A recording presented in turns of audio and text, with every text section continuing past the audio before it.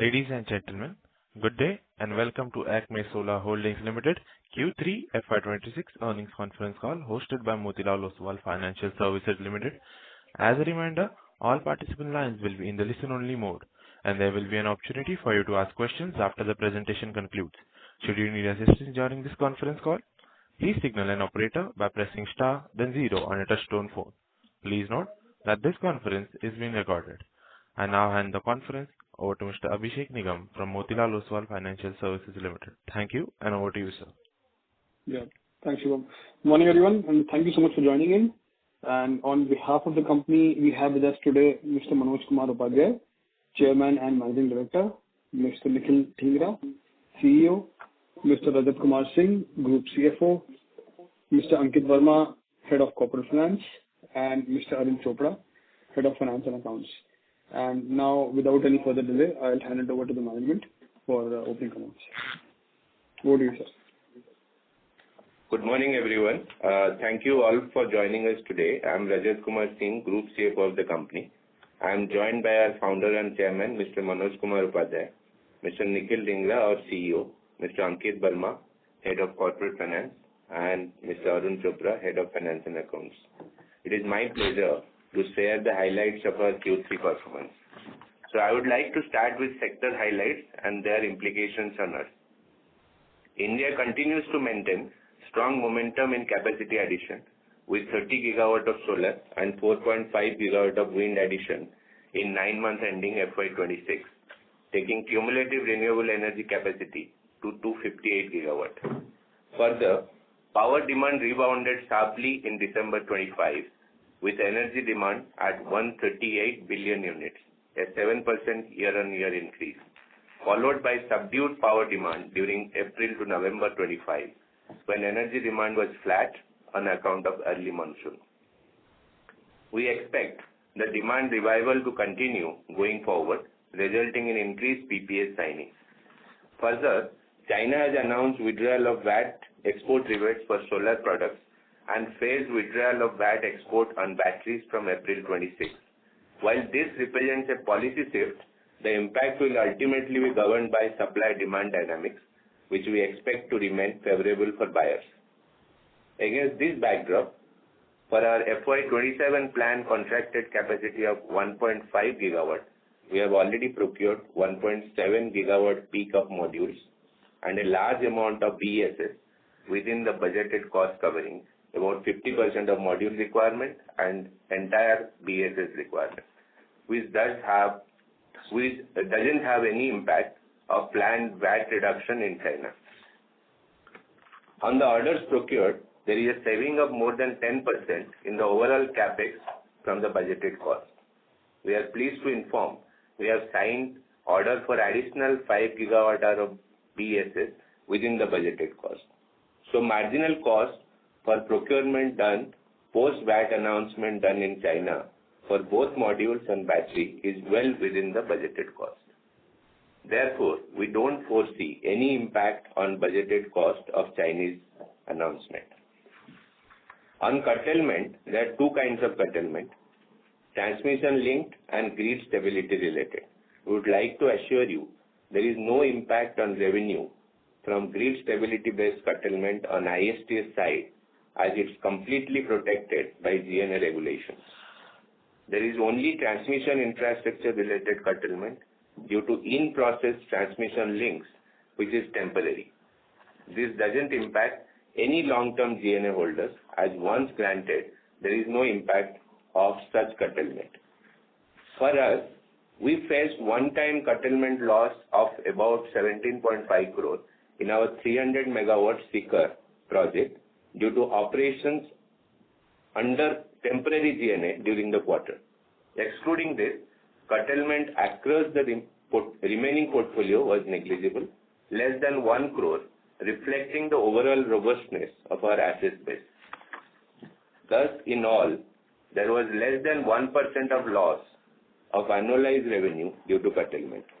Importantly, now with commissioning of Narela-Khetri line with effect from 14 December 2025, ACME Sikar is operating at full capacity without any curtailment.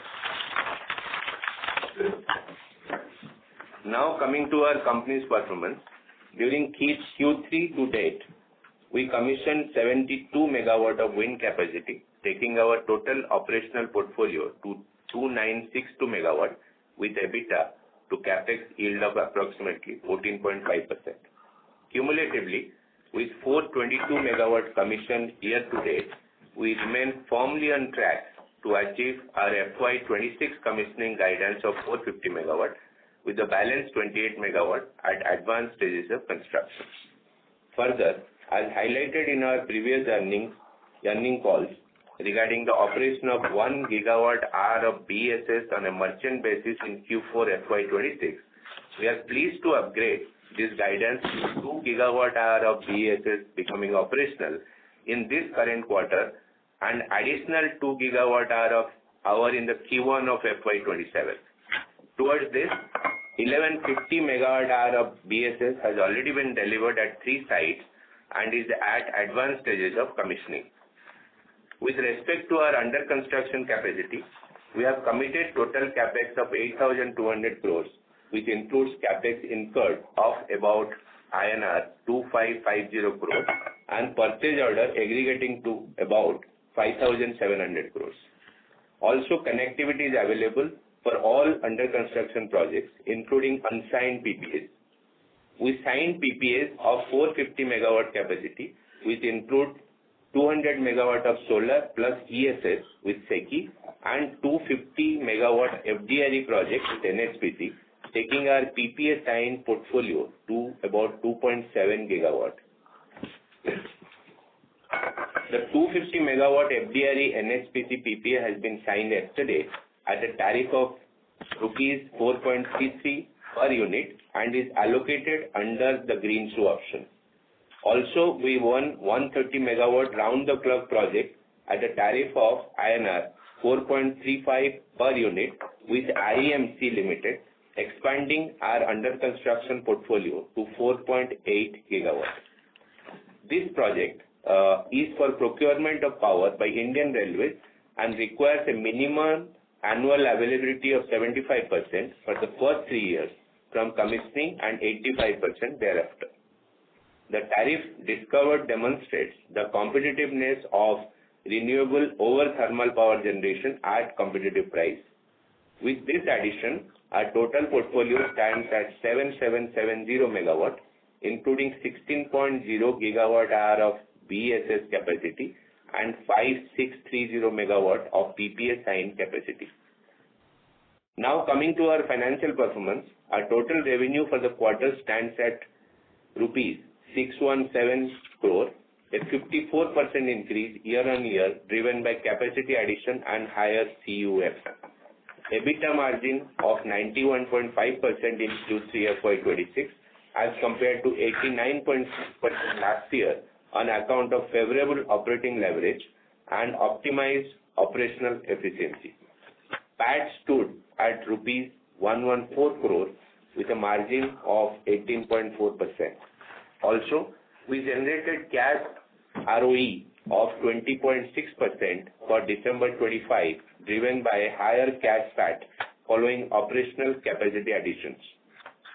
In terms of balance sheet strength, our net operational debt to EBITDA stands at 4.2 times. Net debt to net worth stands at 2.2 times. Net debt to net worth stands at 2 times. Coming to our debt optimization efforts, through successful refinancing efforts and credit rating upgrades across parent and subsidiary levels, we have reduced the weighted average cost of our debt of our operational portfolio to 8.45% per annum, down by over 100 basis points from December 24.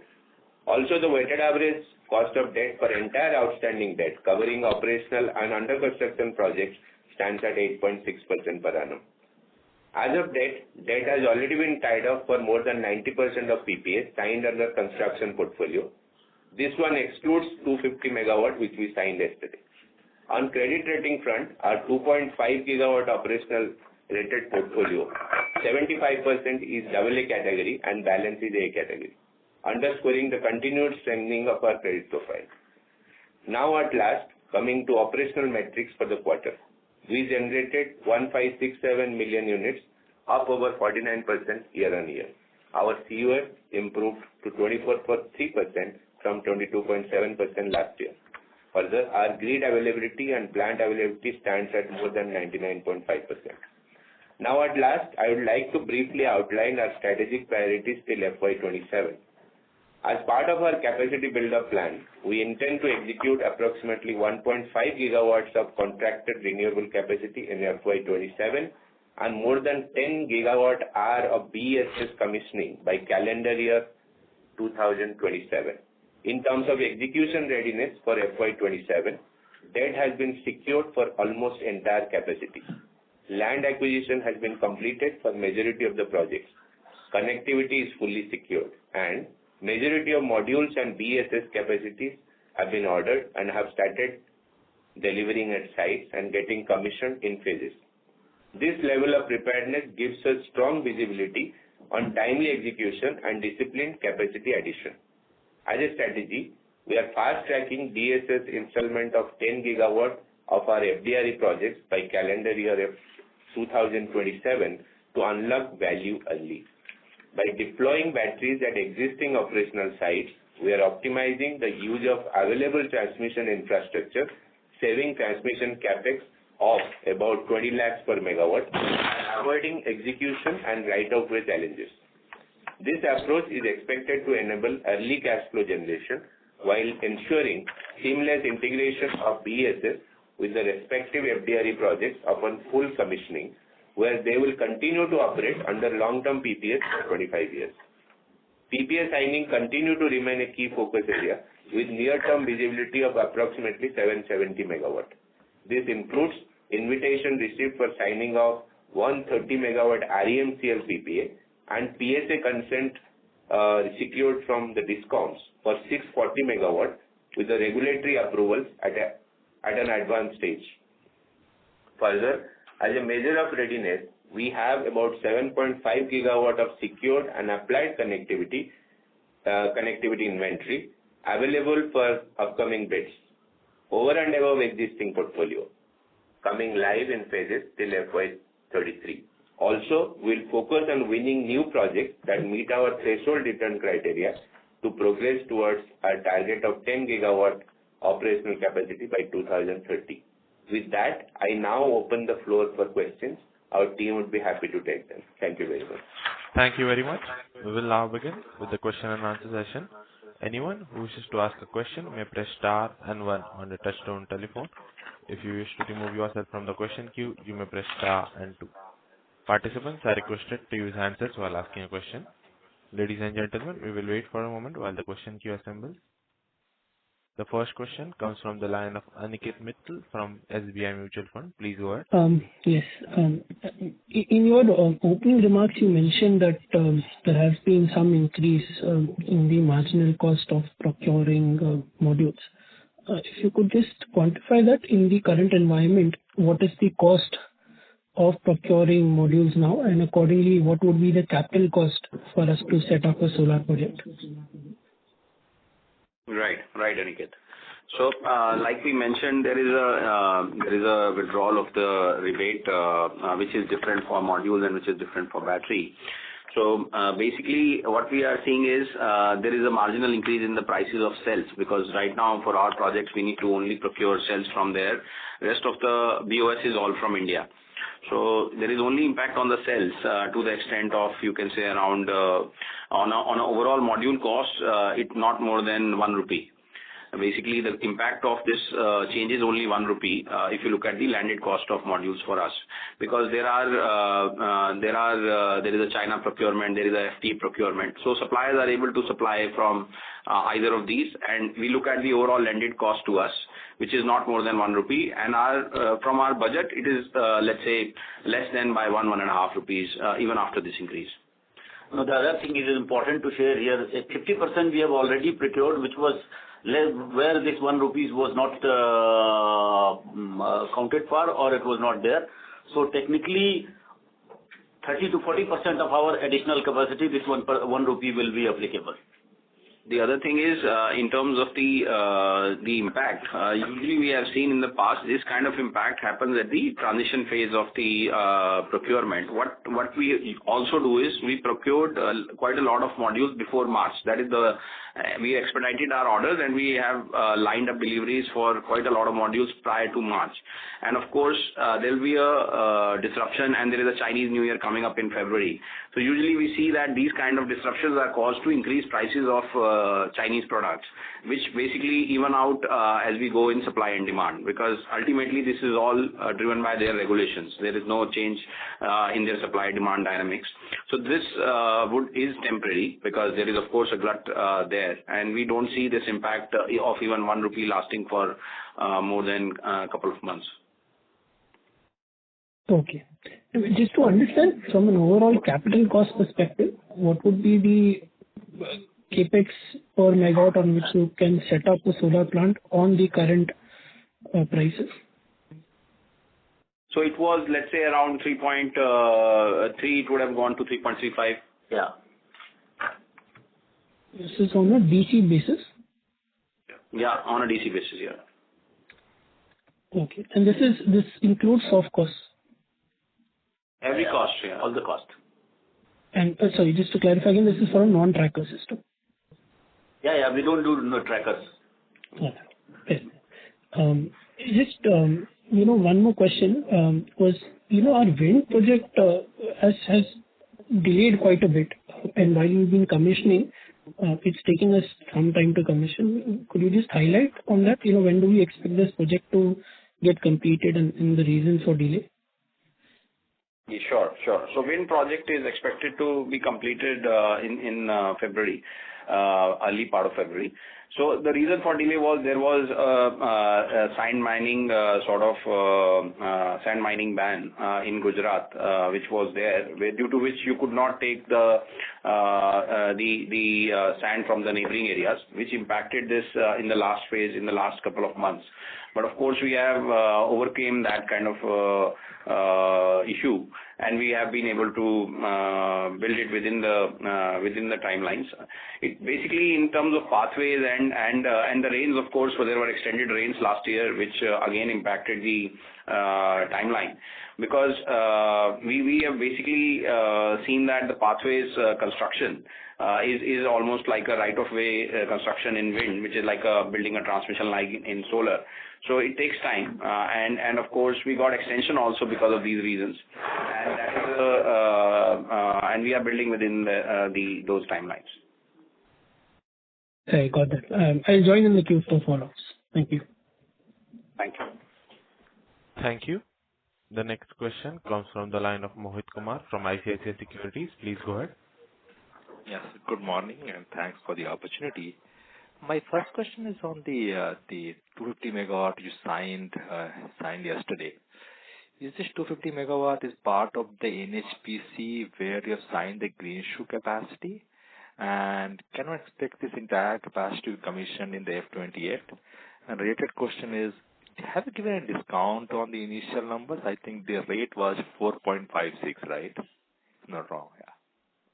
So just to answer your three questions, the first two are yes, the green shoe is part of the original capacity allotted, and of course it is expected to be commissioned in FY28, definitely.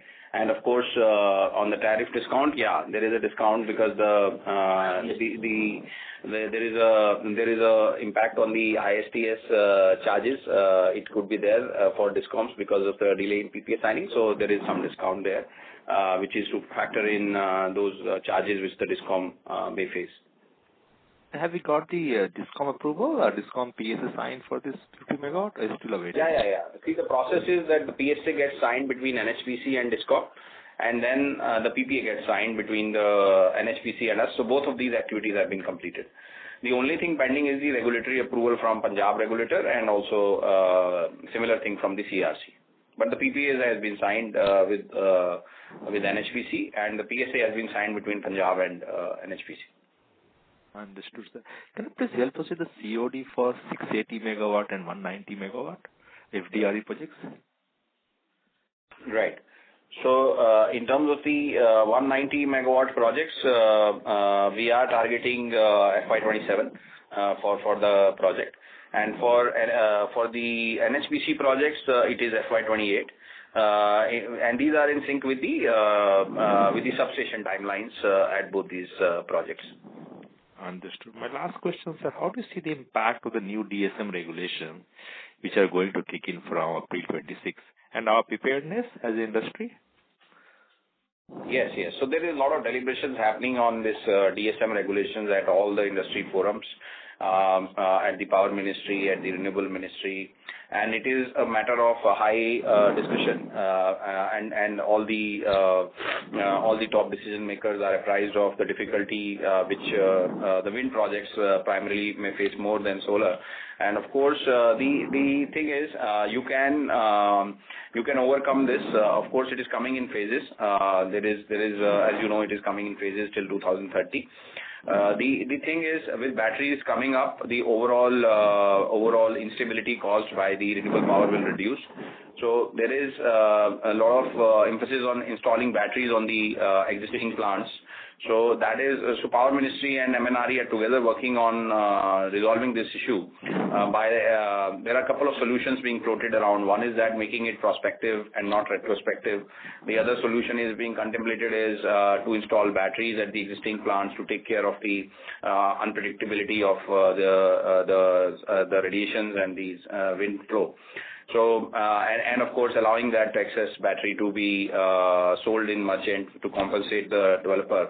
So different solutions are being worked out for wind and solar, and also looking at the prospective implementation. So this is something being happened. In terms of solar, it has a much lesser impact as compared to wind. And the other thing is, it is not impacting on the battery-based projects because they don't have such problem. Yeah. So it is also very important to note that most of our projects in Rajasthan, they are all being fitted with the battery. So technically, in all those projects, there will be hardly any impact because the battery will be able to take care of that. Understood, sir. Thank you and all the best, sir. Thank you. Thank you. The next question comes from the line of Akash Mehta from Canara HSBC Life. Please go ahead. Yeah, hi sir. Thank you for taking my question. First, just wanted to check in terms of the battery, in terms of your capacity addition of 2 gigawatt hour that has happened. How much? I mean, in terms of profit, if you look at the run rate is about 2,100 crores, right? In terms of operating profit. So how much this could kind of the battery projects could kind of add in profit if you just help us understand in terms of 1 gigawatt hour if you sell it at in merchant in terms of next couple of quarters. Right. So 1 gigawatt hour of battery results in around 170 crores of EBITDA if operated for 12 months. And this is assuming a 5 rupee arbitrage between buy and sell price. So that's the broad maths. Okay, I think that's quite helpful. And if you, I mean, next year, I mean, going into fiscal 27, you mentioned 1.5 gigawatt will be added, right? I mean, for ACME. In terms of battery, yeah, in FY27 we plan to install around 4 gigawatt hour. But FY27 it's around 4 gigawatt hour, and CY27 10 gigawatt hour. No, in terms of total capacity addition, I mean in terms of the overall plants, yeah. So FY27 1.5 gigawatts of contracted capacity we will install. And battery addition is, let's say, 4 gigawatt hour in FY27, and which is, of course, in some cases part of the project, in some cases merchant, and around 6 gigawatt hour more in rest of the CY27. So 1.5 gigawatt of capacity, which is scheduled for commissioning in FY27, will require roughly battery capacity of roughly 3.3 gigawatt hour. And over and above, anyways, this will get installed and be integrated to API projects. And over and above, roughly 1.5 to 2 gigawatt will further get installed. So these are a 1.5 gigawatt mostly FDRE. So they technically will be 3.5 gigawatt of solar, some 500 megawatt of wind, and 3.5 megawatt hour gigawatt hour of battery. Okay, I think that's fair. So this will come in over quarter, or this is more of first half or second half? I mean, if we just help us with that. Yeah, basically, see, this is the connectivity timelines for each substation. So yeah, it is coming actually in there is some capacity which is coming up in the first around Q2 of FY27. So starting from Q2, these will all come up. Okay, that helps a lot. Of course, battery installation will happen from this quarter only. But in terms of the full project commissioning, FDRE commissioning, that will start from Q2. Okay. And lastly, on the industry level, have you seen any pickup in terms of the PPA signing? I mean, there are existing around 40 gigawatt of PPA that's there in the system. But I mean, what's your view, and how much time it will kind of take for the market to kind of absorb this? So see, everybody is trying to make an effort to streamline the takeoff, and of course, as the power demand has gone up, so of course there are a couple of elections also coming up. So we will see that there will be a takeoff in terms of the PP at the industry level. Couple of reasons for that. One is that the bids are now coming with the demand centric bids. And there is a lot of reduction in the new bids which are coming, which is of course increasing the demand for the existing PPAs. The other thing with existing PPAs is they are to be done with Chinese cells, and of course the cost which a developer is able to offer is a competitive, and also the ISTS waivers, because the connectivities tagged up with these projects are coming up early, like 26, 27, 28. Every state wants to take benefit of the ISTS waiver charges because it's a very tangible number. So there is an incentive inbuilt in these bids for the projects to take up. And of course, now with streamlining of RIAs, which is being contemplated, wherein no competing bid for an existing bid will come up, which will be further increase the takeoff. Because what happens is, one RIA comes up with a bid which is undercutted by another bid, which is unlikely to happen in the future. So that is why we will take off. As far as we are concerned, we have a near-term visibility of, we have signed PPAs as mentioned in our presentation, and we have near-term visibility of 770 megawatts. We have signed around 450 megawatts this quarter. So as you can see, we are an example of that these PPAs are happening, and of course it will happen. What happens is states are trying to aggregate large procurements. They are doing it in phases because quite a bit of pipeline is there, like you rightly mentioned, 40 gigawatt. So everybody is picking and choosing in terms of what they want to buy. Most of the states have peak power requirements, so they are trying and fit their peak power requirements along with the available pipeline. So we think that there will be a good takeoff in the next 1 or 2 quarters because there has been quite some time where people have deliberated each state, and there are large states, 5-7 states, which are likely to buy. I think that answered my question. Thanks a lot, and all the very best. Thank you. Thank you. The next question comes from the line of Apurva Bahadur from IIFL Capital. Please go ahead. Hi, sir. Thank you for taking that question. I had a query around the battery commissioning. When should we expect the first BESS to be commissioned? And secondly, will it be modular, as in like solar modules, can we keep on adding those containers and probably start operating them parallelly, or do we have to require for a site to reach a critical size before commissioning it? Thank you, Apurva, for the query. So basically, it is modular. We have already taken CA approval for around more than 580 megawatt hour of battery commissioning. So we are doing it parallel execution at 3 sites. So you will see that each of these sites, there are 1 gigawatt hour plus of installation at 2 sites, and 1 site is around, you can say, closer to a gigawatt hour. So at each of these sites, we will take them to the 4 gigawatt hour, which we spoke about in the next, you can say, 6 to 9 months, starting from this month, February. Starting from February. So it is modular. The only thing which you need to do is just call, we need to take up the CA approval, which we can do in phases. There is a 7-day prior notice which you need to give for the approval.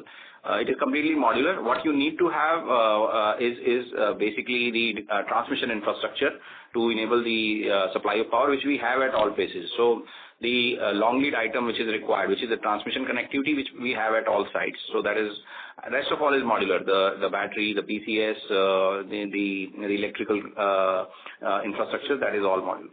So we are starting with the 500 megawatt hour, as Nikhil mentioned. So every, at 3 sites, the capacity is around 100 to 150 megawatt to start with, and we'll keep on adding more and more batteries as they are coming on the site. And in this process, we have to just inform CEA to come and visit at every time when we add. Just to add on this, we have 1.2 gigawatt hour lying at our sites, out of which we have taken approval for only 600 odd megawatt hour. So you will see that we will take more and more because it is all modular, and of course it is helpful for the grid. So and we have got approvals also, the connectivity approvals. But of course, since we are doing the charging at large scale, it will be done in phases. And sir, we'll be charging these using the merchant power. Yes. For time being, till our time our FDRE plants come up, we'll be charging using merchant power. You're right. During solar hours. Sure. Also quite commendable. I think we managed well on the curtailment side. Industry has been suffering. Would be curious to know about this revenue recovery on CTU curtailment. Who will pay? Right? Is there a clear structure that the DISCOMs need to pay even if it's a grid stability related curtailment, or there's any other mechanism? Secondly, are we receiving those payments or sitting in our receivables? So we are receiving those payments. How it works is this is part of the ancillary regulations of the transmission guidelines. What it means is that for the stability of the grid, they can do a trans down. Basically, what it means is that for the grid stability, if the CEA or NRLDC chooses to adjust your power, the state can't adjust its schedule. State has to get the same amount of units it was supposed to get, and it has to pay because it has got those units. It has to pay for it. So there is we don't have to adjust our schedule. We are also paid as per our schedule. They didn't end up, and both sides are therefore supplying and they are taking, and our bill does not get adjusted because this is done purely to adjust the grid stability. So there is a very clear regulation. Nobody even, the state doesn't know that we were being curtailed also because this is completely done at the central grid level, and the state has no involvement in this whole trans down scheme. Sure. And sir, where we are connected to the state grid, how has been the situation on curtailment? So state grid, of course, we are trying to get the similar regulation done in their transmission rules, because generally what happens at the state level, the transmission and GenCo both are owned by the state government. So there is a common officer or the regulator who is taking care of that. So there is actually a very minor curtailment which happens in the state, which we have mentioned that it was around less than 1 crore on the state level portfolio. So there also the regulator is sympathetic to this cause, because now states also have significant solar assets which are also impacted, and they are trying to put up a lot of batteries at state level, as you know, with the VGF which is coming up at the state level. So we see this again as a temporary problem because states have aggressively picked up the batteries, so there will be less inability they will have to adjust their grid. So there is an impact in Rajasthan, but which is very minor, and of course we are trying to solve it regulatory, and states are themselves trying to solve it through batteries. Okay, fair enough. So last question from my side, and this pertains to the other entity, promoter entity which houses the green hydrogen business. Understand that we have won a couple of sticky auctions. Any update on that, as in how should we expect the build out over there? And secondly, will there be any sort of arrangement between ACME Solar and ACME Cleantech of sale of power, and how would that work? Right. So see, we have won the auction, and of course there is that GAPA which is going to get signed. So it is of course not yet signed, and there'll be in a quarter or so it may get signed. In terms of the, so they will make their own arrangement regarding power, in terms of the power. There is no requirement from our side to supply that power. Of course, they will be buying through various mechanisms, including procurement from RIAs, including their own capex, and maybe from C&I, because it will involve some bit of connectivity sharing. So that's the broad. We have not yet evaluated in detail whether it makes sense for us to supply or not. So we will be able to tell you once we make that analysis. So right now there is no plan to supply to them for that power, because there are certain regulations which we also need to see. They will need to see in terms of the EOUs, in terms of the NFE. So it is evolving space, because there are a lot of regulations which are enabling the green hydrogen today in terms of transmission waiver, in terms of these export-oriented units. So I think that regulatory framework is still getting frozen. So they have not yet. Of course, there is a lot of connectivity available with them. So they can do their own power also. So there is no decision as of now whether we will be supplying or not, because we have our own capex plan. We have our own sort of demand coming up from the utilities. So there is no decision that we are going to supply to that company. Understood, sir. Thank you very much. Thank you. A request to all participants, please restrict your questions to 2 per participant. For more questions, please rejoin the queue. The next question comes from the line of Dhruv Muchal from HDFC AMC. Please go ahead. Yeah, sir. Thank you so much. I had a structural question on the curtailment thing. And we understand how it happens and all those. But the point is, assuming that India keeps adding about 25-30 gigawatt and probably even more annually, and your demand grows by about 12-15 gigawatt on an incremental basis, there is an excess of solar supply every time. Probably batteries will address it to some degree, but then there could be timing issues, the cost issues, and multiple issues. So it seems this curtailment thing, unless I'm wrong, this curtailment thing could be a bit structural. Just wanted to understand, is it fair to assume a 5 or probably 10% impact on revenue because of curtailment for future projects, or you already build that in when you forecast in terms of how your IRRs are going to get built up, or the whole understanding itself is wrong? See, Dhruv, you are right on the numbers in terms of the structural, but how it works is the regulation, basically it's a regulated sector, right? So you are right in terms of the let's say supply demand maths, and of course there will be an impact of battery, which you rightly said it will be adjusted. But the thing is, there is a difference between curtailment and payment. So in terms of our revenue, because of the regulations, there is no impact, because this was made keeping in mind the must-run status of renewables, keeping in mind that the revenue need to be paid, because nobody is at fault here in terms of the developers.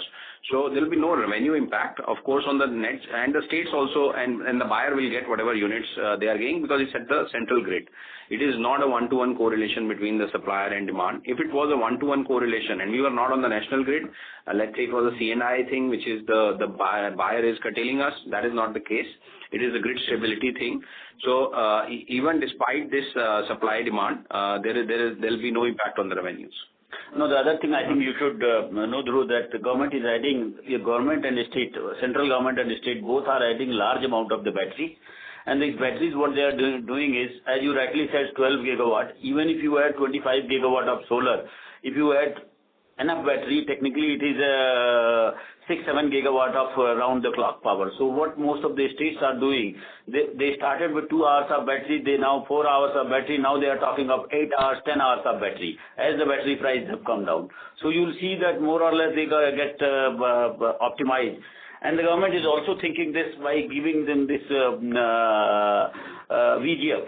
So from the central government, instead of building additional transmission capacity, they found out that giving this VGF is for the battery, what will happen is it will also create additional capacity from existing grid. So in terms of the two facts, the Power Grid is also building the ancillary batteries on a large scale. They have come up with a tender for in South. They are building their battery. Power Grid is also has a plan to put batteries. And NEP has a 300 gigawatt hour plan by 2030 for the battery. So of course, everybody is aware of this issue. But as far as our payment is concerned, that is not at risk. Sure. No, so just extending, sorry to just extend this a bit. I understand the batteries will happen in this, but the only risk that we see, at least from a few years perspective, is that the bids that we have seen in batteries are extremely, probably it's for the external guide seems that extremely, some of the players have bid extremely low. And given how the battery prices have changed, some of these bids might not actually convert to physical assets. And that realization will happen over a period of time, and the states will then rebid and all those things will happen. So this creates a timing gap, probably, I don't know, 2 years, 3 years, or probably it can be lower. So during the timing gap, can this be a thing? I understand you are assured because of your payment, and there is a difference between dispatch and your payment. But if the quantum keeps on increasing, do you have a pushback from the system that this is too much now, we can't handle this? So just trying to understand how the system works. No, of course. It's a very valid problem, which, see, there is a lot of discussion going on about converting the existing solar into battery and freeing up the existing connectivity, which is there at ISTS. So, there are various solutions for reducing the peak supply of solar power, because, we have around 52 gigawatts of CTU connected renewable today. And this 52 gigawatt of solar and wind, out of which wind is only 10 gigawatts, it can be converted into peak power in the existing construct of the PPAs. So there are some low-hanging fruits in terms of solving this problem, which everybody is mindful of. So there is, and in terms of the bids, there is a large capacity coming up from credible developers in terms of the FDRE, in terms of the peak power. If you even adjust the state level bids which are there, and that is mostly at STU. The state level bids where you are seeing excessive competition, they are mostly at STU. And they are not at CTU. We are talking mostly about CTU here, right? Because our playing field is CTU. So there you have not seen those kind of bids and those kind of irrational competition, because that has happened at the state level where there is a VGF, and so there is, you should separate the two, the credibility of the developers doing the CTU projects, the Power Grid, which is highly credible, and the developers which are doing not standalone batteries but a battery cum solar, which you require extensive connectivity, extensive land purchase. So the issues you are seeing is mostly on the STU level bids at the state substations. And plus, government is mindful of the CTU level issue, which they are trying to solve. Got it. Sure. Thank you. And just one quick question is, on slide 7, you mentioned about connectivity inventory for upcoming bids. So this is over and above the LOA bids you have, right? I mean, for the future bids that you will be placing, this is connected for that. Yes. Got it. Yeah, perfect. you are correct. Got it. Thank you so much. Then all the best. Thanks. Thank you. The next question comes from the line of Nikhil Abhyankar from UTI AMC. Please go ahead. Yeah. So, a couple of questions. So, first related to the BESS system. So, what are we exactly targeting over here? Will we look to cater to both the morning and the evening peaks? Will we be able to do any terms more than one through the system? Yeah, we can do that both. It depends on, because what we are trying to get is, we are trying to get arbitrage of the cheap power versus the peak power. So if the morning arbitrage, for example, in the morning time, solar time, we charge the battery, we will be able to do in the evening. Even the night time, especially between 12 o'clock to 2 o'clock, if again the power cost goes down, we can charge it and do it in the morning. So we are flexible. Our batteries, actually, they are designed to work for 2 cycles. And this guidance of 170 odd crores was based on one turn or more than one turn? Yeah, it is based on one. If you do 2, it will be double. Sure. And so, just a continuation to that, will this early commissioning for BESS system impact or IRRs for which the BESS is being procured? I mean, the life of BESS system is considered to be around 11, 12 odd years. So early replacement, will it impact the project itself, the project IRR? No. No, it is not. In fact, today's modern batteries, they are actually designed for 18 to 20 years. And in fact, they are designed for 1.6 cycles a day. 1.6 cycle a day means someday 2 cycles, someday 1 cycle. In our business model, normally we have kept it 12 to 13 years of replacement of the battery. So technically, we are not affected for 1 year, 1.5 years of this operation. And in terms of the battery replacement, when we talk, it is a cell replacement only. The associated infrastructure does not need to be replaced. And secondly, when we are realizing revenue early, we are making a good IRR on that particular capex. So that will also add up to the utilization, because this is good EBITDA for the capex done. And just on the under construction portfolio, so can you just give us the timelines in terms of expected capacity which you expect to get commissioned in, say, next 2 years, 28, 27 and 28, and the related CapEx as well?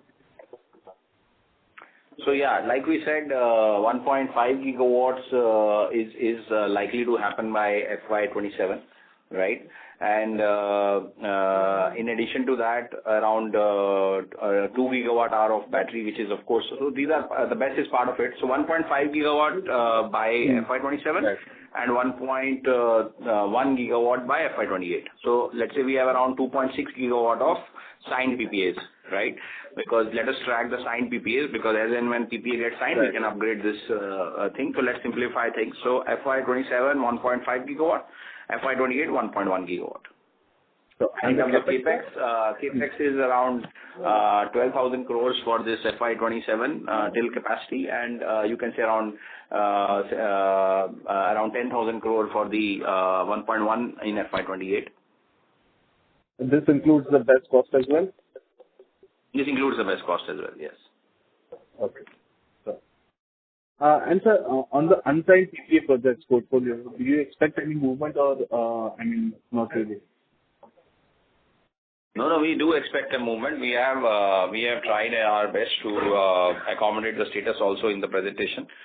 We have said that in the near term, 770 megawatts of additional PPA signing, in addition to what we have done, of 450 megawatt. So we expect those to move for reasons we mentioned earlier during the call, in terms of the attractiveness because of the ISTS waiver, which is currently going on, the timeliness of land purchase and every availability which the supply side has. So we expect the movement, and also because of the less bids which are coming off a similar sort of construct. So we expect these PPAs to move and large states to buy. And just a final question, of the current under construction portfolio, can you give us how much DCR modules will you require in the next 2 years? We don't need any DCR. Okay, got it. Perfect. Thank you. Thank you. The next question comes from the line of Yogesh Patil from Dolat Capital. Please go ahead. Thanks, sir. I have a couple of questions. Sir, questions related to again connectivity. Till date, we have 2.1 gigawatt kind of capacity is under LOA.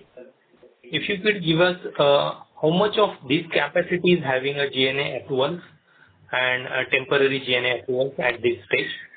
And correct me if I'm wrong, correct understanding that all of our PPA signed capacity has a full GNA access.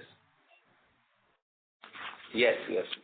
So basically, you get a in principle approval, then you get a final approval. That is at the you can say pre-build out stage, right?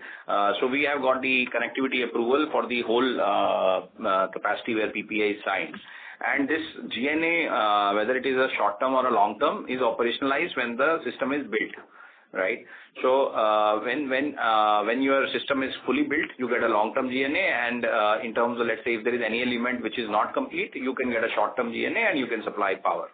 So this connectivity agreement operationalization is signed when it is built out. So right now we have connectivity, full connectivity allotted for the PPA signed and unsigned both, like we said, and we have excess inventory of around 7 gigawatts of additional connectivity. This GNA, of course, we have dates for each and every substation within the timelines we are targeting. And that is why we have given the current schedule of those transmission lines, we have scheduled the CODs.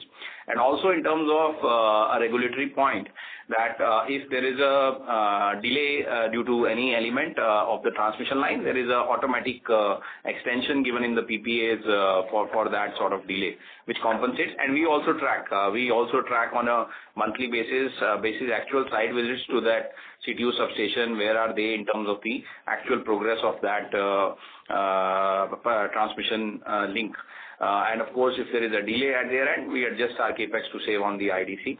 So in our existing ongoing projects, we are fully tracking that, and we have synced up our transmission, our commissioning dates as per that.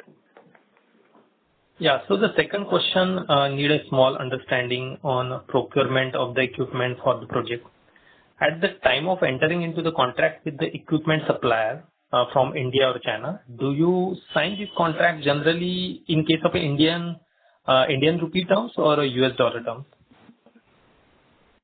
So with all the Indian suppliers, and it includes the Chinese suppliers who are based in India, like the turbine suppliers, the transformer suppliers, the inverter suppliers, there are actually quite a lot of Chinese suppliers who have manufacturing or assembly in India. So they are all done in rupees. I can give you examples of a lot of these suppliers who are Chinese but based in India, so they are all rupee. Most of that is rupee. The only bit which is done in dollars is the batteries. Batteries and cell by the module supplier, not by us. Yeah. So the only thing which is done is the batteries. And in some cases, we have tried and got, you can say, GIS, which is again bought out from India, again from a Chinese supplier, but they are billing it from India. So only batteries is in dollars, rest is all in rupee. Okay, and the last one, do you sign the fixed price contract with the equipment supplier or a flexible price contract? I mean, if the solar module raw material prices goes up, goes down, who takes the losses or the profits of this contract? So we have realized over a period of time that signing these flexible contracts have not much value because sometimes because of the regulatory changes or any change, these prices are difficult to hold. Even if you take you can say a CPBG or any sort of regulatory mechanism, it is difficult for anybody to service. So we always sign a fixed price contract with no linkages, and these are all short-term contracts wherein the supply starts from, let's say, maximum couple of months, including the shipping time. So, and we try and sign with the large suppliers who have such kind of monthly capacities, such that they are able to service a large volume within a month of production. So we don't sign flexible contracts. Thanks a lot. All the best. Thank you. The next question comes from the line of Saurabh Arya from Oaklane Capital. Please go ahead. Yeah, hi sir. Congrats on good set of numbers. Couple of clarification. The first one is the green shoe which we have won with NHPC. So just want to understand, this was not part of the last year presentation. I mean to say last quarter presentation. Is it like a new win one should consider? Right, Saurabh. So you are right. It was not part of our presentation because see, green shoe is something which happens later than the original allotment. Our PPA, as you know, got signed for the original allotment quite a long while back.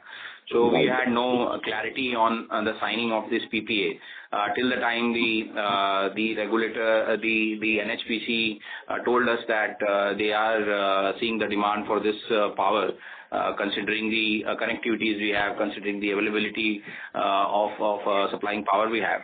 And then very short term we were able to get this signed. So and this happened between the last quarter and this quarter. So that is why we are updating, because till the time we don't take green shoe projects until they fructify, because that is something which is tentative.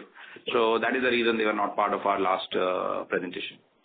But then, let's say you are already building this project and it had scheduled timeline of June 27. So would this be accommodated at same place in terms of connectivity, land, and everything? So how can the planning be so quick within a span of 12 months for something which is just one? So see, as we have told you, we have got connectivity for even 7 gigawatts post the allotted this thing. So, we are not treating the under construction projects and the PPA signed projects as far as the land and transmission line are concerned, because they are long lead items. And connectivity, of course, without connectivity, you can't hope to be in business. Even bidding is not advisable. So we have land, transmission line, right, which is going on, and also we have let's say long lead items also, like a power transformer ordered, because we are very confident that these things will happen. If this PPA does not get signed, the other PPA can get signed. So when we plan a project, we plan a particular set of sites which we keep on developing.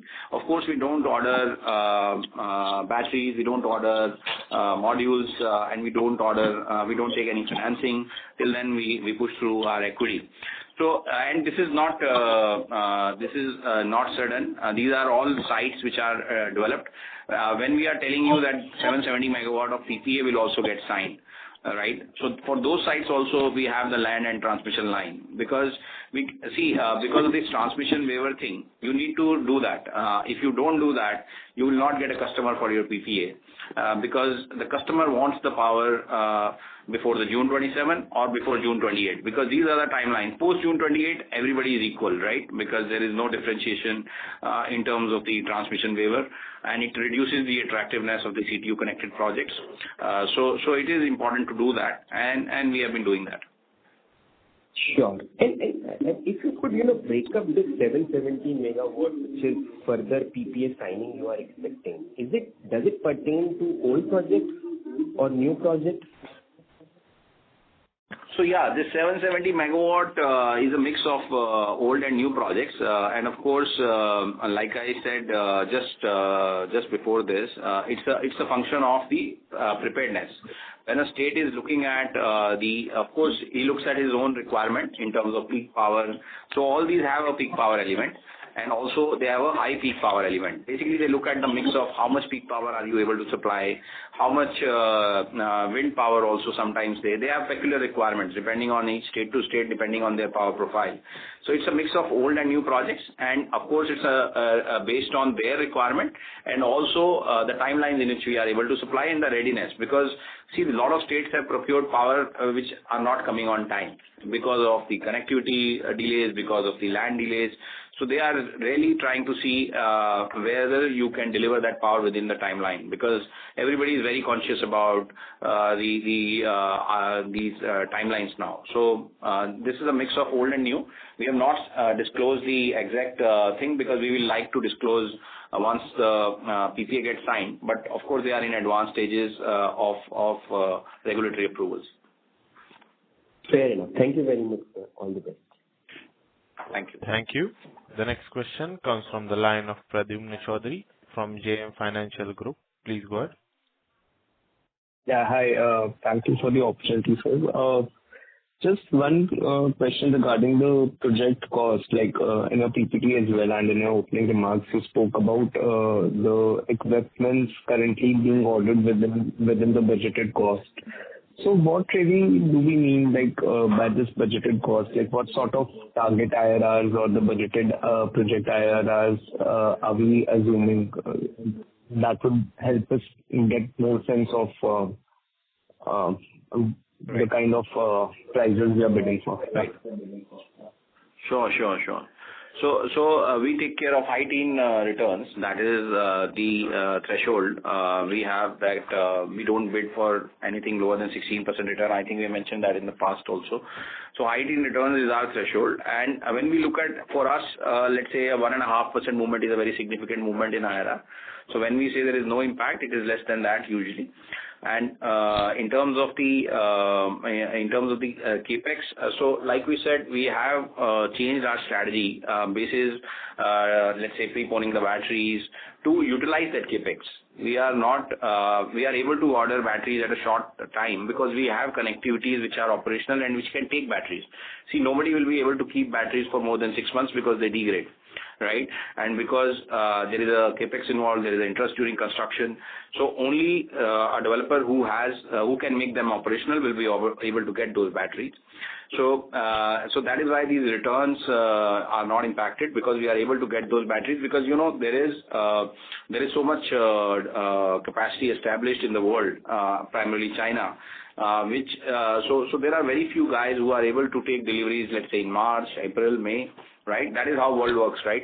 In terms of what actually can you take. There may be somebody who is willing to give them an order for next year, but they will not put a price for that guy.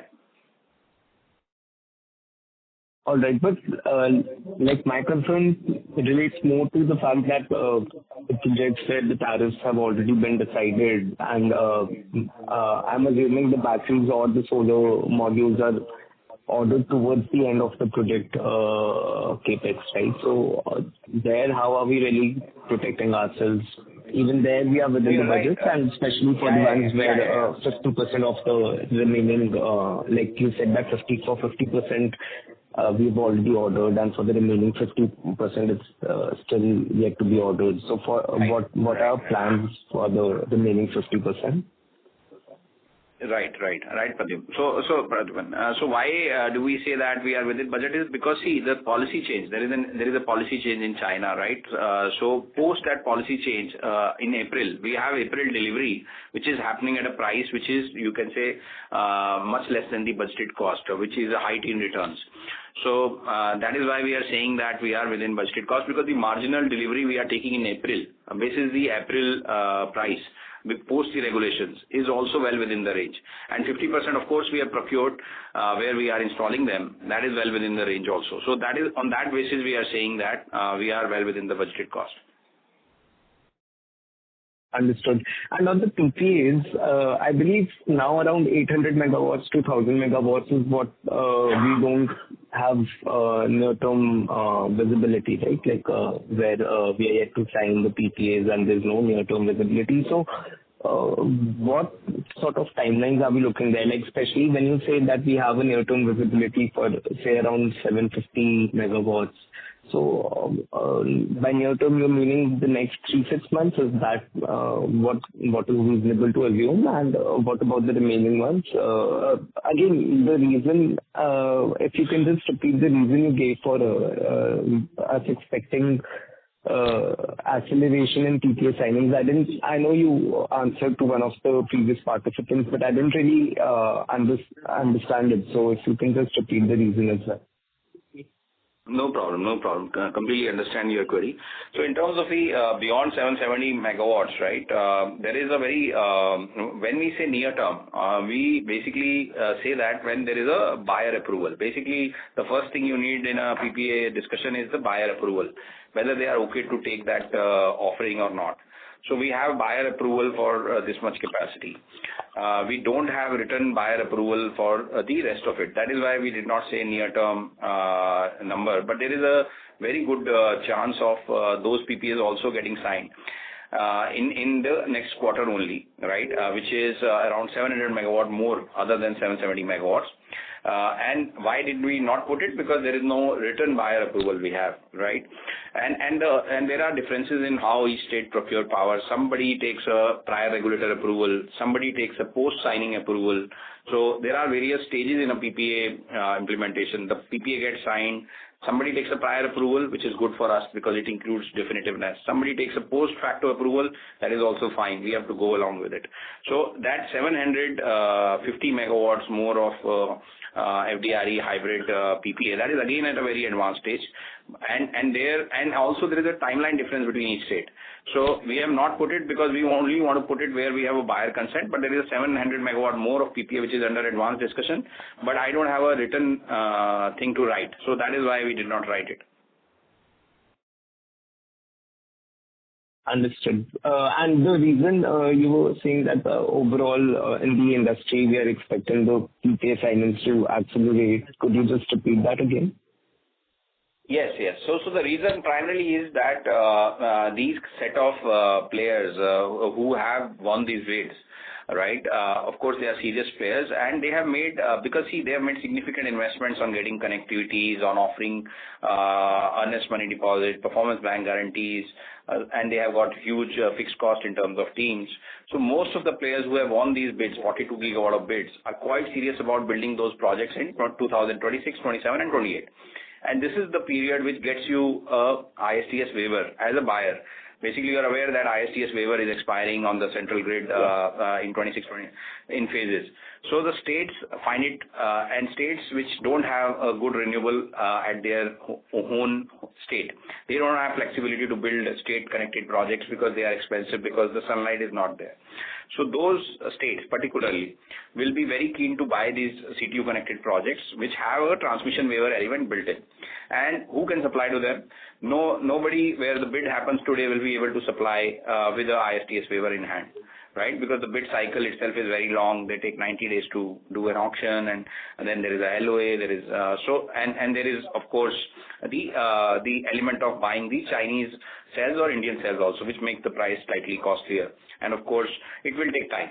So because of the preparedness of the supply side, and also on the demand side, this ISTS waiver expiring, these two are making a attractive win-win proposition. The only hitch which was coming was there are concurrent offerings of similar kind outstanding from various bidding agencies, which is making the choice difficult for these buyers. So that is the reason the PPAs were taking time, because it was actually done, let's say, on a standalone basis by all four agencies, which created a sort of glut of supply of these PPAs, which leads to delay.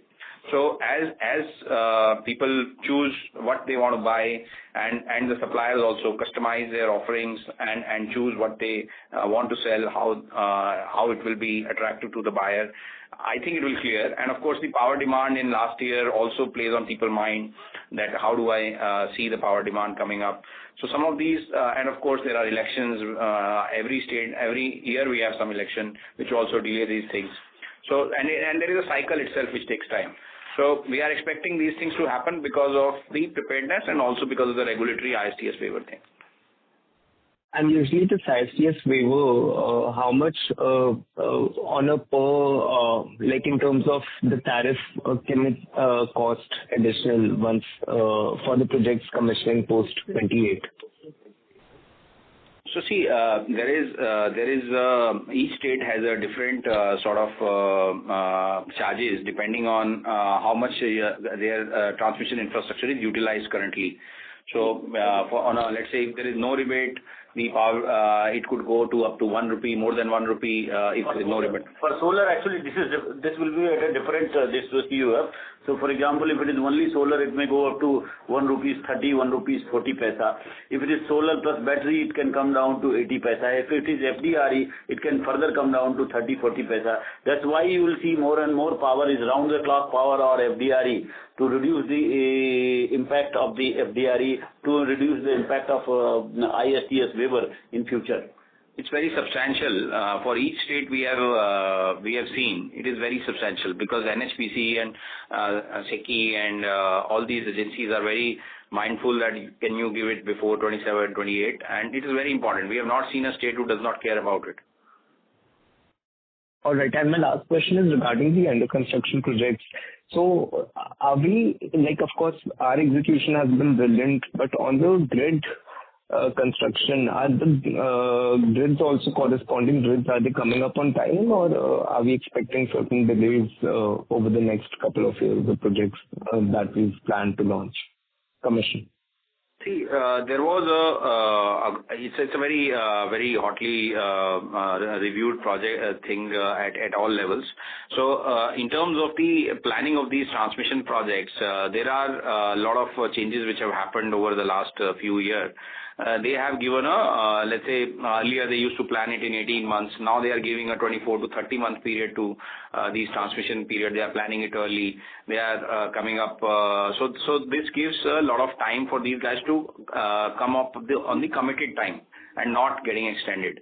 So of course, what we are seeing is we have kept a buffer of a quarter delay in all our planning. So, and of course this can happen because depending on what are they upgrading, right? In some cases they are building a transmission line. In some cases there is no transmission line. So if there is a transmission line, there could be let's say a 1 quarter delay because of ROW issues and other things. But if there is a local installation of you can say infrastructure, electrical infrastructure only, then the delay is very much unlikely because these are a local execution.